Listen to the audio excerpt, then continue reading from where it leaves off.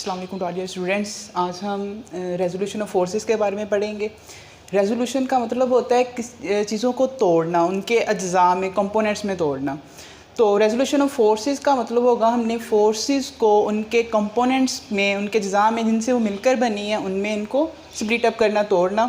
उसकी डेफिनेशन हो जाएगी process of splitting up vectors. अब वेक्टर्स जो हम इधर ले रहे हैं वो फोर्सेस ले रहे हैं, क्योंकि forces are vectors into their component forces is called resolution of forces. Simple लफ्ज़ों में अगर हम कहें कि वेक्टर्स को उनके कंपोनेंट्स में, अज्जा में तोड़ने को हम नाम देते हैं रेजोल्यूशन ऑफ फोर्सेस का। इस एग्जांपल में हम लेते हैं, फर्स्ट कर मेरे पास एक फोर्स है जिसको हम एक एरो से और एरोहेड से शो कर रहे हैं।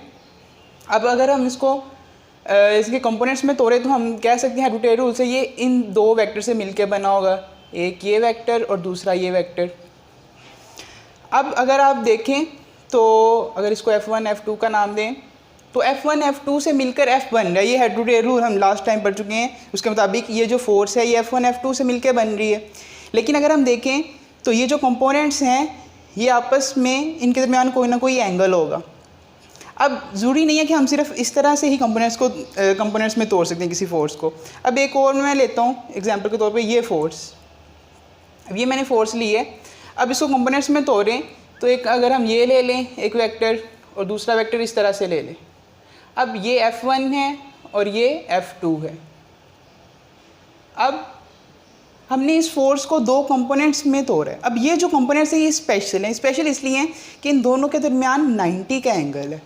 अब ऐसे कंपोनेंट्स जो कि आपस में म्यूचुअली परपेंडिकुलर हों, vector components which are mutually perpendicular to each other are called mutually perpendicular components. Mutually perpendicular component या सिंपली परपेंडिकुलर कंपोनेंट्स भी हम इन्हें कह सकते हैं। अब जरा इसका तरीकाकार देख लेते हैं कि किस तरह से होता है। हमने ये एक रेक्टेंगुलर कोऑर्डिनेट सिस्टम ले लिया, दो एक्सिस ड्रॉ किए हैं, एक एक्स एक्सिस और एक वाई एक्सिस ड्रॉ किया है।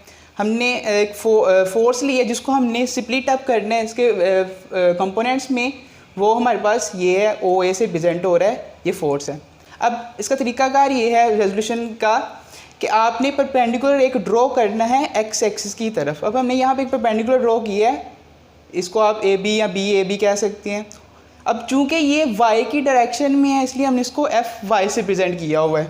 और एक अब जहाँ पर ये इसने कट किया एक्स एक्सिस से वहाँ भी हम एक वेक्टर ड्रॉ कर लिया, ये वाला, ये लाइन जो है ओ बी, ये असल में एफ एक्स है। एफ एक्स इसलिए क्योंकि ये एक्स की डायरेक्शन में आपके पास है, और इसके वाई इसलिए लिखा है कि ये वाई की डायरेक्शन में है। अच्छा, फिर से इसको देख लेते हैं। एक फोर्स है जो कि ओ ए से प्रेजेंट हो रही है। हमने एक परपेंडिकुलर ड्रॉ की है ए से एक्स एक्सिस पर, वो बी पर इसको कट कर रहा है। अब ओ बी ये है जो फोर्स का, वो एफ एक्स कंपोनेंट है, और ये जो एफ वाई है ये फोर्स का वाई कंपोनेंट है। ये फोर्स के असल में परपेंडिकुलर कंपोनेंट्स हैं जिन्हें म्यूचुअली परपेंडिकुलर कंपोनेंट्स भी कहते हैं, क्योंकि इनके दरमियान 90 का एंगल है।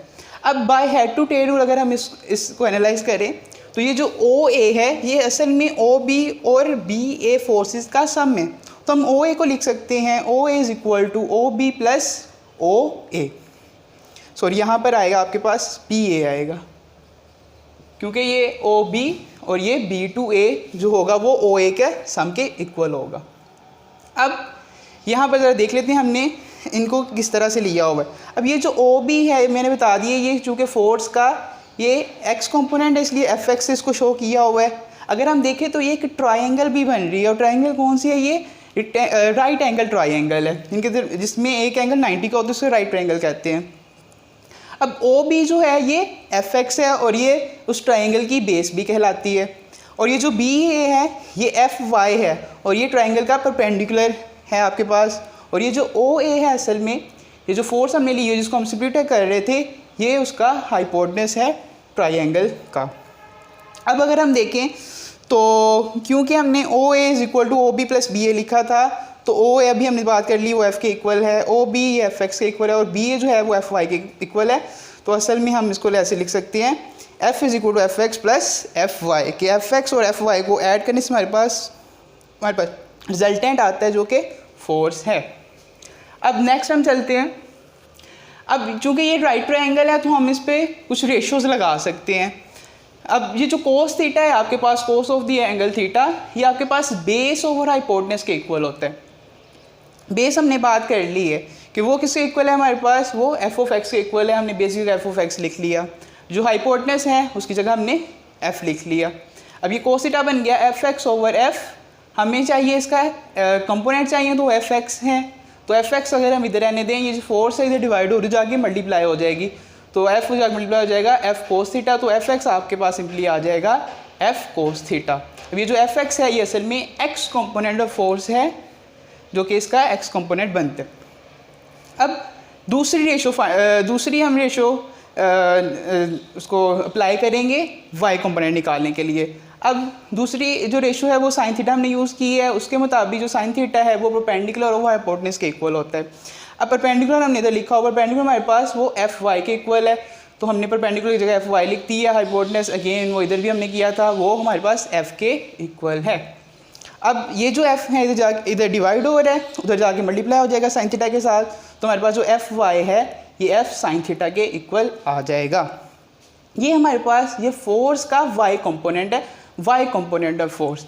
अब अगर आप देखें तो हमने, हमारा टॉपिक था रेजोल्यूशन फोर्सेस, हमने फोर्स को उसके कंपोनेंट्स में स्प्लिट अप करना है, उसको तोड़ना है, रेजोलेट करना है।